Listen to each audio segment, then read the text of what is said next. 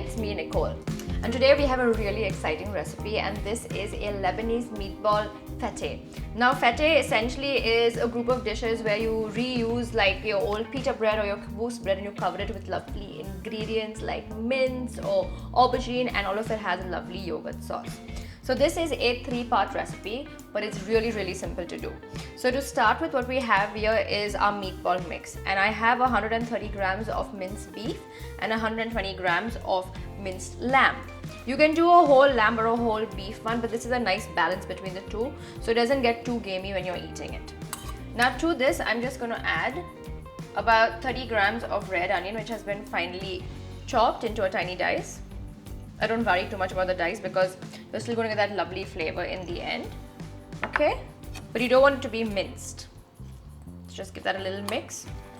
Next we have 2 cloves of garlic, and I'm going to grate them into the mix. Once you've minced all of the garlic into the mix, just get a little bit of lime and just do a tiny little squeeze. You don't want a lot of acid, just a little bit to cut through the fat of the meat. Next we have a 1/4 cup of coriander, which has been chopped finely, as well as a 1/4 cup of mint. Now this may sound like a very exotic meal, but it isn't. If you have basic Indian spices as well at home, this is really easy to make. Okay. Now for the spice mix, this is called an Arabic 7 spice or an Arabic baharat, and it has things like cloves and cumin and paprika and pepper in it. I will put it down in the recipe description below, and this really smells so amazing. It's a heaped teaspoon, by the way. It's really easy to make, so you can just make a big batch of it and put it in an airtight container for later. Also, I'm going to add half a teaspoon of salt. Be sure to season well. Now you just give it a tiny bit of a stir, and then I recommend that you get gloves and mix it with your hands. You don't have to use gloves, it's just easier for me. So you really want to make sure that the beef and the lamb mix together in equal parts.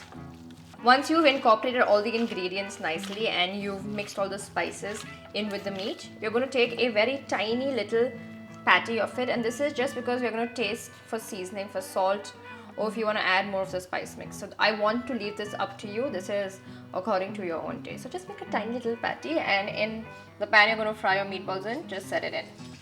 It takes less than a minute for such a tiny morsel to fry. So then you just taste it and adjust your seasoning accordingly. That's perfect for me. So now it's time to start forming our meatballs. If you want to leave your mix to marinate for at least an hour and you have the time to do so, feel free to do so. If not, it's fine as well, because you're going to add some more of that spice in the end. So you just want tiny yolk-sized pieces of meat, okay? You don't want them to be too big. They're mini meatballs. So you just roll them and you continue making them. I love the fact that they're mini meatballs because so many of the fete dishes get served like for breakfast, using up last night's remaining food and stuff like that, and I think that's just so smart. So continue to roll out your meatballs. With that amount of mix, you're going to get about 30 tiny little meatballs. So this will feed about 2 very hungry people if this is the entire meal, or 4 people if you're going to have it as a starter or for breakfast. So in a pan which you're going to cook the entire dish in, you're going to put about 1.5 tablespoons of oil, and go ahead and use olive oil for this, and then just start frying off your meatballs. And when you put the meatballs in, you want to make sure that it's on a high flame and that your oil is hot. That way you're going to get this lovely caramelization and this crustiness on one side. So just give the whole thing about 3 to 4 minutes because they are really tiny. So in about a minute, you're going to flip them and check if they're crusty. Lower the flame because it will sputter. So you just want this light golden brown on them. You want a nice caramelization. If they're not that caramelized, turn them back and let them get completely nice and brown on the first side. Once you've turned them all, you're just going to cover them for less than a minute and make sure it's on a low flame. This way they're going to stay nice and juicy inside and not overcook. So in about 20 to 30 seconds, just open it up again. And you see all the lovely moisture that's come out as well. And now just going to put it up on a full flame and give it one final whack of heat so it caramelizes on the bottom as well, and then you get this lovely, beautiful, unctuous flavor of the meat in the entire fete. Just give your meatballs a tiny stir. At this point, go ahead and turn off the flame, and now you're just going to start pulling the meatballs out. And try and drain them the best you can, because you're going to use that lovely fat that has come out of the beef and the lamb to cook the chickpeas and the base of the entire pete. So here I have one small onion which is cut into a fine dice. Now this was around 80 grams to 85 grams, but I'm going to say small onion because I don't expect you to go and measure every onion you have. Okay? It's not such a rigid recipe. It's easy flowing. And you want to cook it in the fat that has come out of the lamb and the beef. You want to gently stir your onions on a low flame for about a minute or two, just until they are softened. Next, you're going to take 4 cloves of garlic and grate them directly into the mix. Once you've added all of your garlic, just give it a nice stir. Next, you're going to add your tomatoes. Now, this is around 65 to 75 grams of tomatoes or one small tomato. You don't want to add too much of tomato to this because then you're going to have a lot more liquid in the end and it isn't a very wet dish. So put your flame back up high and let your tomatoes break down. You can also help by squashing them down a little bit like so.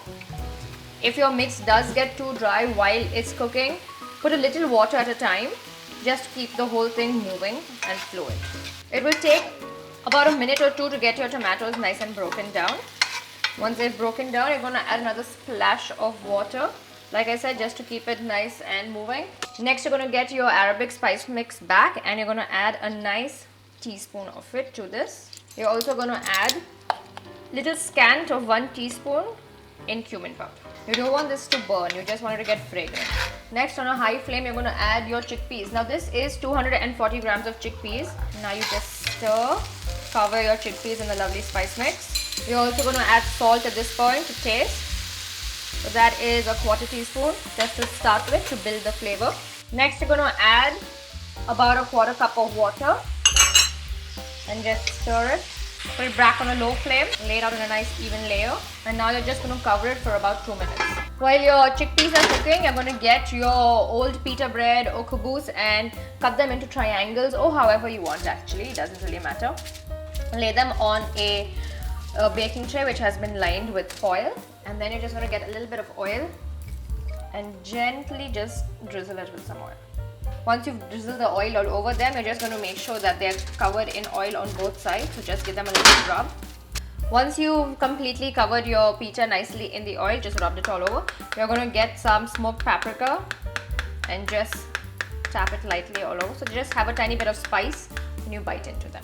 Next, you're going to pop these into the oven for about 5 minutes and make sure that your shelf is closest to the grill and make sure that the grill is on. In about 2 minutes, check your chickpeas and they should be perfectly moist still because you've covered it. And now you're going to taste and adjust your seasoning. I'm going to go ahead and add a little bit more salt. And also a nice squeeze of some lemon. So once this is done, you're going to reintroduce your meatballs back into the mix. All of this on a low flame. You don't want your meatballs to overcook. Go ahead and add a little splash of water if it's looking too dry to you. Tiny bit. Once you've added the water, you're going to get some paprika, sprinkle it all over. So about a 1/4 teaspoon. Give it one last stir and then you're going to cover it for about 30 seconds and take it off the flame. So while your chickpeas and meatballs are cooking for the last 2 minutes and while your pita bread is in the oven, you're going to make your yogurt sauce. Now the yogurt sauce is quite simple and very important for the dish because that's going to give you that lovely Lebanese sort of flavor and feel. Now over here I have 1 cup of yogurt that I've mixed with water slowly until it becomes really smooth but not too thin, okay? To that I've added about a pinch of cumin powder, some paprika powder, a pinch of salt, 1 clove of garlic. Now for the most Lebanese part and the most Arabic part, you're going to add 1 heaped teaspoon of tahina or sesame paste. That's where you're going to get that lovely flavor from, okay? So do not forget the tahina paste and also do a tiny squeeze of lemon juice because that's going to help the acid work with the meat and the chickpeas as well. And now we are going to start plating. So you're just going to get a bowl and I'm just going to show you how we normally plate this. I put all the chickpeas at the bottom. Like I was saying, a lot of people have this for breakfast all over the world and I'm going to start doing that too. We normally have this for lunch because it's quite filling, but imagine doing a brunch with this, that would just be perfect. So once your chickpeas are in, you're going to make a little mound of meatballs right in the center. And if you have some rogue meatballs that just run away, that's fine as well if they drop to the bottom of the bowl. But you want to create some height with this. Now once you've made your little mound of meatballs, it sounds like such a great thing, a mound of meatballs, you're going to get your yogurt sauce and you're going to just gently cover the meatballs and the chickpeas in this. I usually serve this just warm, not piping hot, because I don't want my yogurt to split on top. So I add just half of the yogurt sauce onto the dish itself when I'm serving, and I reserve the other half for people to add more whilst they're eating. Okay, so once you've added your yogurt sauce, next I have the final flourish on top, which is a tablespoon of butter that I've melted very slowly, and I've put some almonds into it. And these are lovely slivered almonds, and that's about 1.5 teaspoons of almonds, and I waited for them to kind of toast in the butter itself.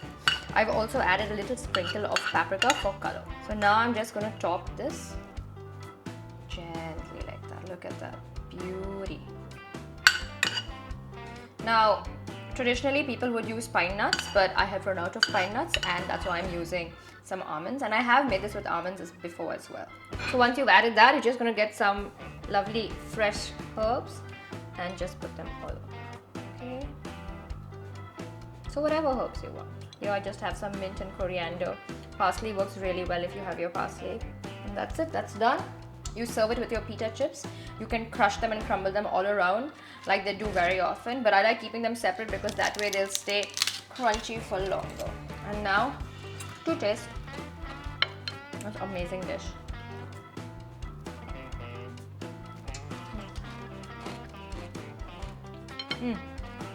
I love this so much. It's so delicious. It's so exotic in taste but so simple to make. The lamb and beef meatballs are not overcooked. The crunchiness from the nuts and from the pita bread just adds this lovely new element to it. And the sauce is so cooling. I love this dish. I love Lebanese food. I hope you try this out.